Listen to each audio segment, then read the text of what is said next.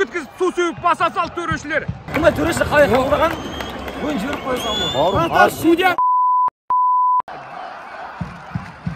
жоқ, пенальти секілді. Ауырып тұрсам ойнамайтын ем бұл. Гол! Ордабасы! Был пенальти, отменили, был гол, еще отменили. Что скажете про судейство?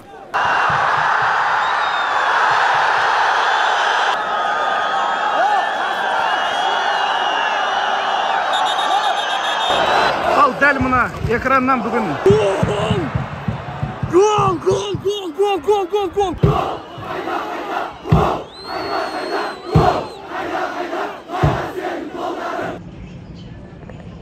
Шымқаланы бетке алдық. Ондағы мақсат Ордабасы мен Ақтөбе арасындағы супер матчта өз көзімізбен көру, влог түсіріп, сіздерге де ұсыну. Міне керемет ойын болады деген сенімдеміз. Шын мықты алаңдағы әділ бәсеке барысында анықталып жатса, біздің басты жеңісіміз сол. Себебі қос командада қазақтың жігіттері, қазақтың футболшылары ойнайды. Осы жігіттер әділетсіздіктің құрбаны болмаса, осы матчқа футбол көреміз деп берген жанкүйерлер әділетсіз жеңістің куәсі болмаса, немесе бір төрешілердің әділетсіз шешімінің куәсі болмаса деген тілек бар. Шын мықты жеңіске жетсін, қазақ футболы жасасын. Желаю удачи.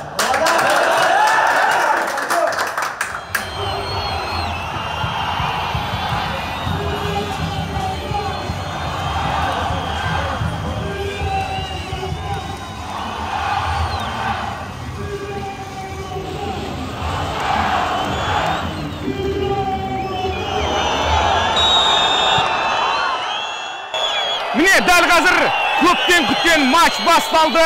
Ордабасы және Ақтөбе арасындағы кездесу. Бұл дәл осы Қазақстан премьер-лигасының 5-ші турындағы емес, жалпы биылғы маусымдағы ең орталық ойын және ең шешуші кездесу болуы да әбден мүмкін. Ендеше қызықтың бәрі алда, бізбен бірге болыңыз.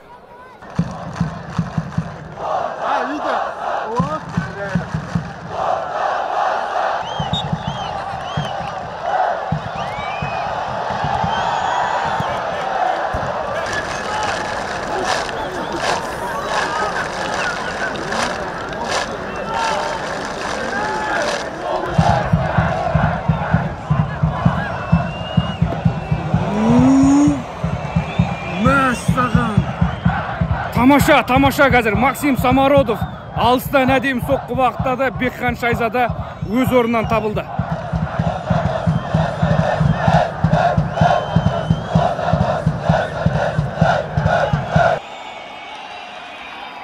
Төреші қазір айып соққысын белгілеп жатыр. Бұл пенальти ма, әлде айып соққысы ма, мен біле алмай тұрмын. Қазір көрейік. Жоқ, пенальти секілді. Ал қызық болса, бар қарамайды ма сонда төреші?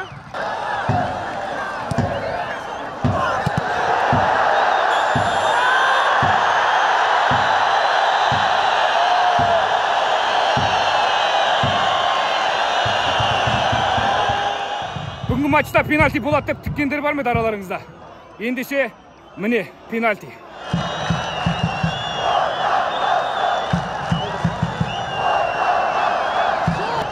Var жүйесіне жүгініп жатқан секілді, төреші қазір.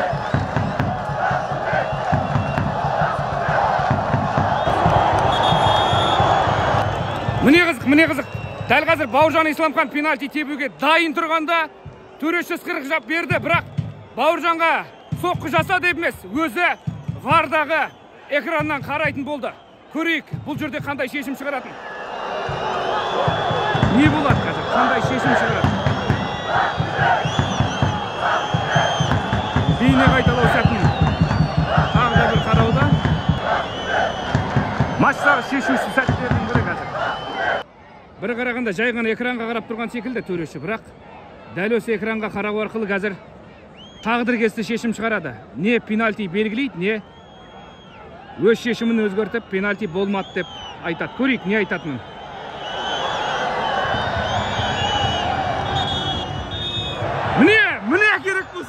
Міне керек болса, пенальти жоқ. Ал ендеше ойын одан әрі қыза түседі.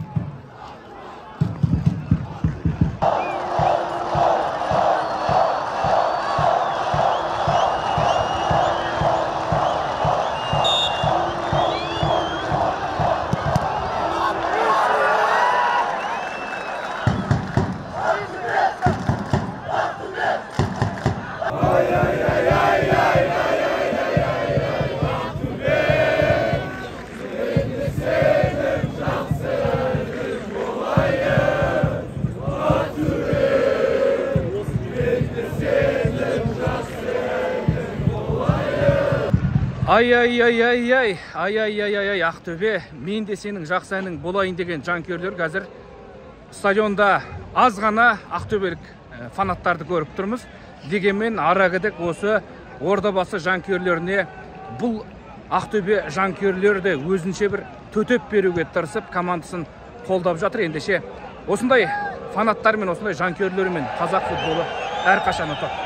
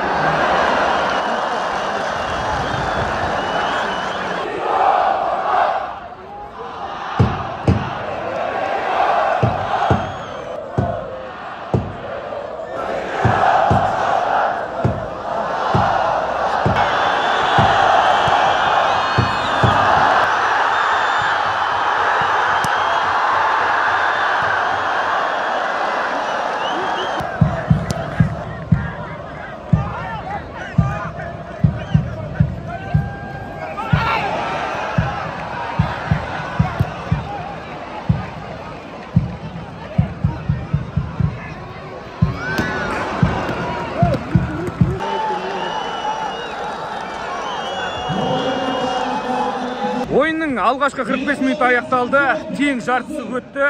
Есепте тең, әзірге ашылған жоқ, 0-0. Үзілістен кейін қандай қызық болады екен, Карпович бапкер, Седнев бапкер қандай тактика қолданады екен, сол қызық болып тұр. Және бүгінгі ойын дәл осылай әділ өтеді ма? Шынымен де левый пенальти болмайды ма?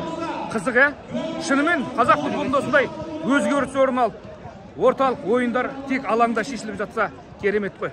Бұл қазақ футболының сәні, қазақ футболының мәні. Жанкүйерлерге де керегі сол. Әділ футбол, әділ чемпион. Ал дәл мына экраннан бүгін бір пенальтиді төреші белгілеп қайтадан шешімін өзгертті. Демек бұл VAR жүйесінің көмегі орасан зор деген сөз.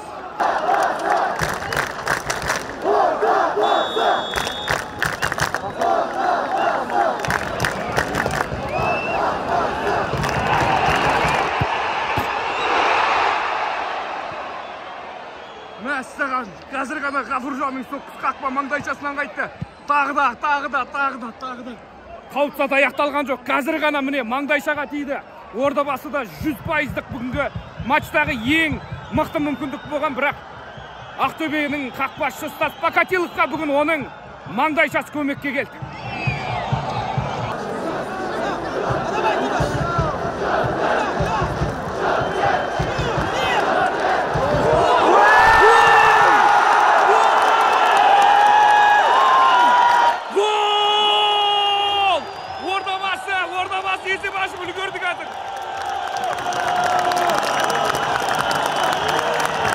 Міне қазір ғана Ордабасының жанкүйерлері де, ойыншылар да әлі қуанышын басып үлгерген жоқ. Қуанышын фук еткізіп су сеуіп баса салды төрешілер. Сөйтсек, Ордабасы ойыншылардың бірі оған дейін ойыннан тыс қалып қойған екен. Офсайд, гол есепке алынбады. 0-0. Гол! Қазір ғана Ақтөбе командасы есеп алға шығып отыр. Кім соқты голды мен көре алмадым, бірақ қазір Ордабасы командасы өз алаңында ұтылып жатыр.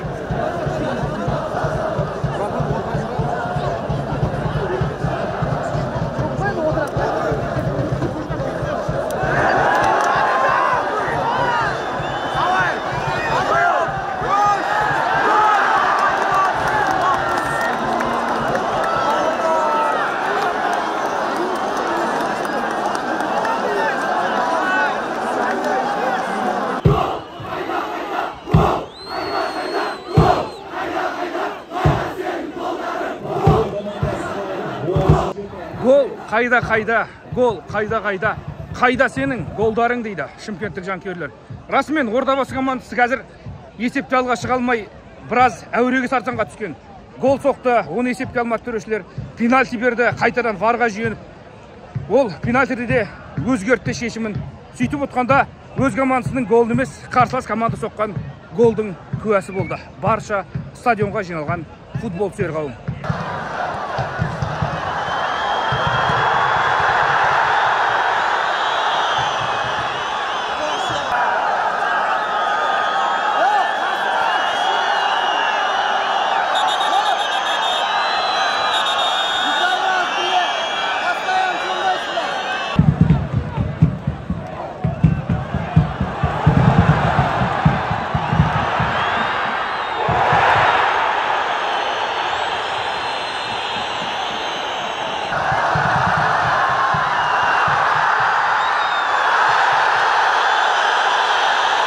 Шымкенттік жанкүйерлер қазір өзінің наразылығын білдіріп жатыр. Олардың ойынша қазір ойын тәртібі бұзылды дейді. Пенальти болды дейді. Var жүйесі бар. Егер дәл солай болған болса, төрешілер онда пенальти қояды.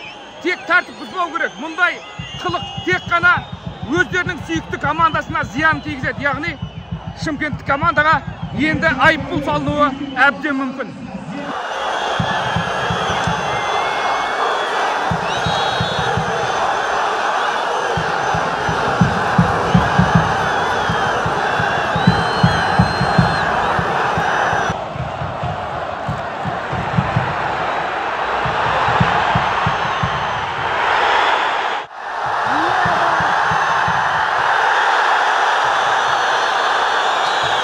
Еркебұлан Тұңғышбаевқа қарсы ойын тәртібі бұзылды. Қазір сол жерден Шымкенттік команда стандарт орындайтын болады.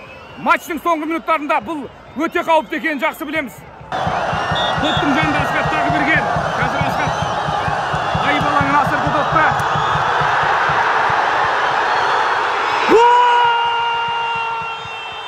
Гол!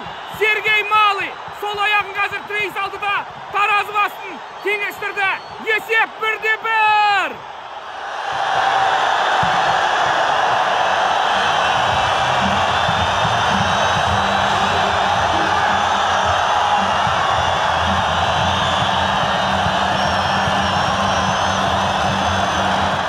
Міне жаңа ғана көрермендердің көңіл күйі қандай еді.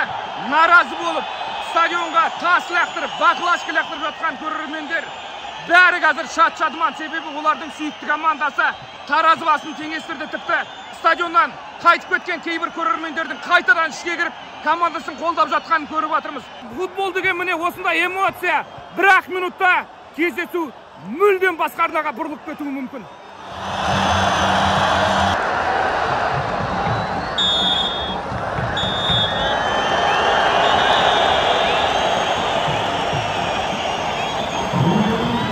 Ойын аяқталды. Есеп 1-1. Тең нәтиже. Әділ ма? Меніңше әділ секілді. Екі команда да жеңіске лайықты болды.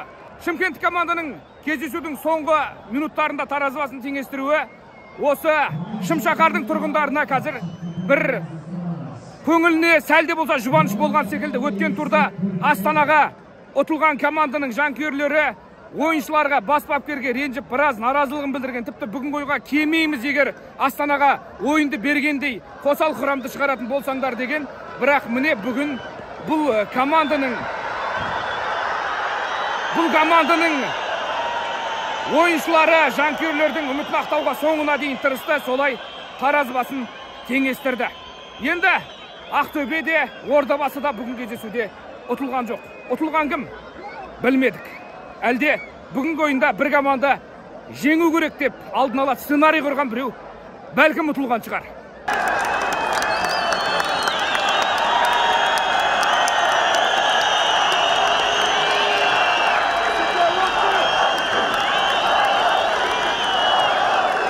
Төреші қалай қабылдаған ойын жіберіп қоя салды. Аз жақта сұрап қойыңызшы. Айбек, подкастты айтасың ба? Құдай қаласа. Күтеміз ғой подкастты. Жақсы, аман бол. Жақсы, рахмет. Таразы бас тең, міне командасын 20 мың шымкенттік жанкүйердің арасында тұрып өздерінің даусын естірте білген ақтөбелік көрермендердің қасына келдік. Командасы соңғы минутта гол жіберіп Тараз бас теңесіп қалды. Көңіл күйлері түсіп кеткен шығар, өздеріне сұрақ көрейікші. Қалайсыңдар жігіттер? Сонша жерден келдіңдер. Ойын қалай болды? Ойын өте керемет болды. Достық жент деп ойлаймын өз басым. Өткені екі тараптан да гол болды, достық жент ештеңесі жоқ. Біз өзіміздің неміз үшін болеть етеміз.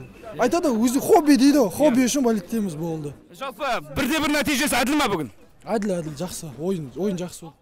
Шымкенттік жанкүйерлер айтып жатыр, төреші дұрыс болмады. Мынау не әділ емес? Айбек подкасттарда өзінің влогтарында айтып жатыр. Сендер қалай айтасыңдар төреші жайлы?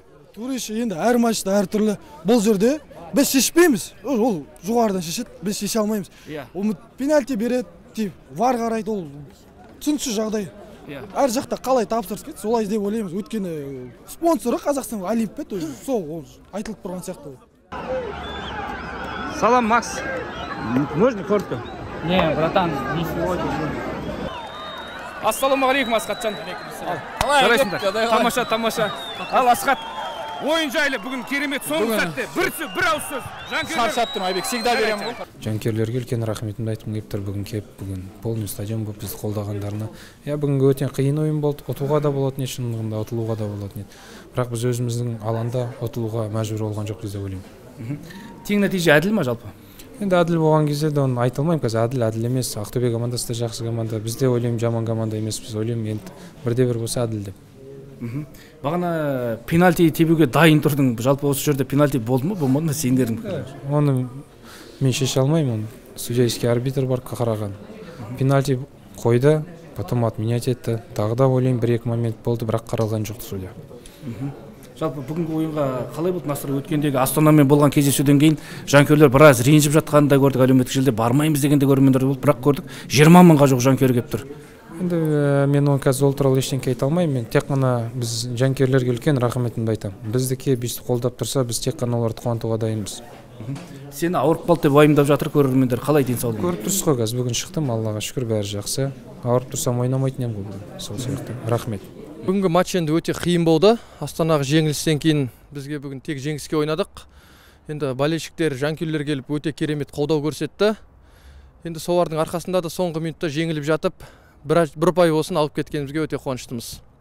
Нәтиже әділ ма жалпы, әлде жеңіске лайық болдыңдар ма?